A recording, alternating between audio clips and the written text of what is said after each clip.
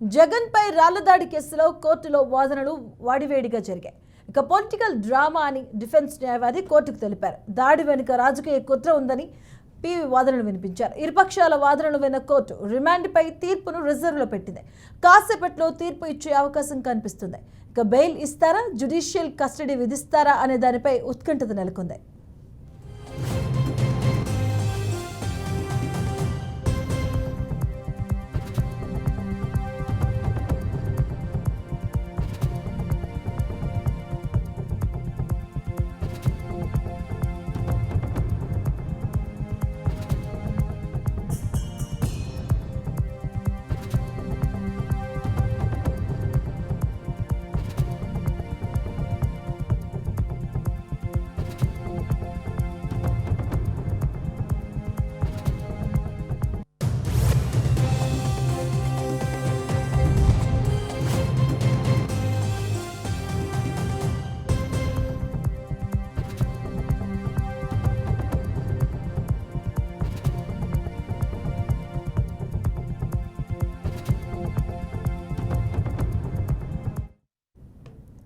జగన్ పై రాళ్లదాడి కేసులో కోర్టులో వాదనలు పూర్తిగా తెలుస్తుంది. పొలిటికల్ డ్రామా అని డిఫెన్స్ న్యాయవాది కోర్టుకు తెలిపారు. అలాగే దాడి వెనుక రాజకీయ కుట్ర ఉందని కూడా పీపీ వాదనలు వినిపించినట్టుగా తెలుస్తుంది. అయితే ఇరుపక్షాల వాదనలు విన్న కోర్టు రిమాండ్ పై తీర్పును రిజర్వ్లో పెట్టినట్టుగా తెలుస్తుంది. ఇక ఇదే అంశానికి సంబంధించిన పూర్తి అప్డేట్స్ మా కరెస్పాండెంట్ శ్రీనివాస్ అందిస్తారు. శ్రీనివాస్, మధు, కోర్టులో వాదనలు అయితే కొనసాగుతున్న పరిస్థితి ఉంది. గత కొద్దిసేపటి కిందటే ఇటు ముద్దాయిల తరపు నుంచి అడ్వకేట్ సలీం వాదనలు వినిపించగా ప్రభుత్వం తరపు నుంచి ఏపీపీ వాదనలు వినిపించడం జరిగింది. అయితే పూర్తి స్థాయిలో ఇద్దరు కూడా అంటే కేసుకు సంబంధించిన మోటు ఏదైతే ఉందో ఆ మోటుకు సంబంధించినటువంటి అంశాన్ని ఏపీపీ ప్రస్తావన తీసుకురాగా దీనిలో ఆ ప్రధాన అంటే ఎక్కడా కూడా ఇతర అంశాలకి తావు లేకుండా ఏది అంటే కక్షపూరితం కానీ ఇతర ఆస్తులకు సంబంధించిన అంశాలు కానీ ఇలాంటి ఏ అంశాలకి తావులేదు. ఇక్కడ దీనికి జరిగినటువంటి దాడి ఏదైతే జరిగిందో ఆ ఘటనలో పోలీసులు పూర్తిగా విచారణ చేయాల్సింది. విచారణ చేసిన తర్వాత అసలు ఈ దాడి ఎలా జరిగింది ఏంటి అనే అంశాన్ని కూడా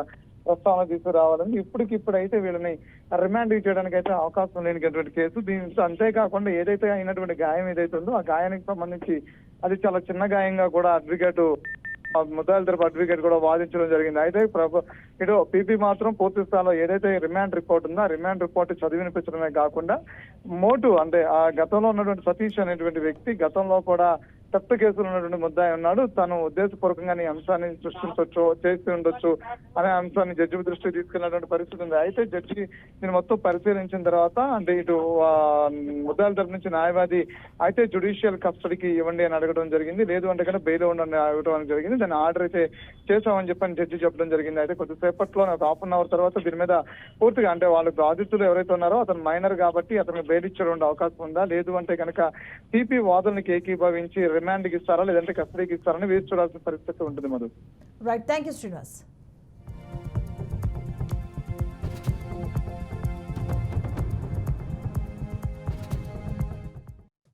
పోలీస్ స్టేషన్ కేసుల జగన్మోహన్ రెడ్డికి రాళ్లతో కొట్టిన కేసుల ముద్దాయి అనే సతీష్ కి కోర్టుకి ప్రొడ్యూస్ చేశారు. ముద్దాయికి కోర్టుకి ప్రొడ్యూస్ చేసిన తర్వాత వాదన ప్రతివాదన అయింది. జగన్మోహన్ రెడ్డి సైడ్ పీపీ వాదన చేశారు, అక్యూజ్ సైడ్ నేను వాదన చేశాను.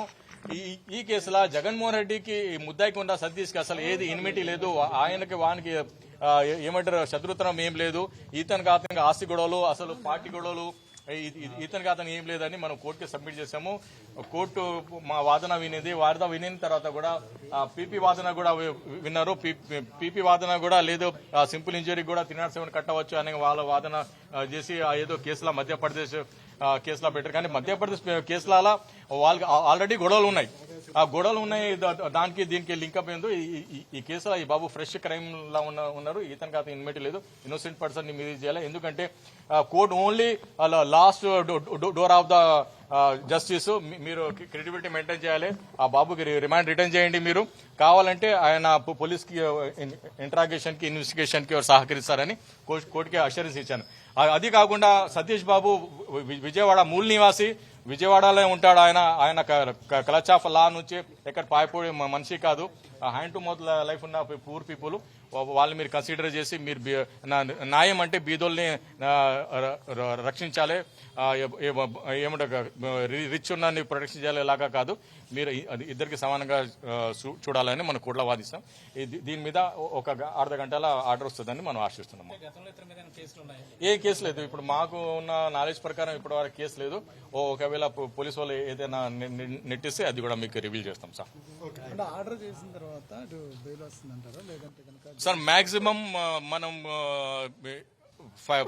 బెయిల్ రిటర్న్ చేయాలనే ఇది చేసాం. ఎందుకంటే సింపుల్ ఇంజరీ, ఒక్కసారి రాయి దెబ్బ వస్తే ఇది రావాలి, ఇంజురీ రావాలి, కానీ అక్కడ ఇంజురీ అలా ఏం రాలేదు. సో సింపుల్ ఇంజురీ మీద జగన్మోహన్ రెడ్డి పొలిటికల్ టాక్టిక్స్ కింద మరి ఆంధ్ర పీపుల్ కి కన్ఫ్యూజ్ చేసి లబ్ధి పొందాలి విషయంలో ఇది చేశారని మనం కోర్టుకి ఇన్లైట్ చేశాము. ఇప్పుడు కోర్టు ఏ ఆర్డర్ ఇస్తాం దానికి వెల్కమ్ చేస్తానని విధానంలో మేము ఉన్నాము.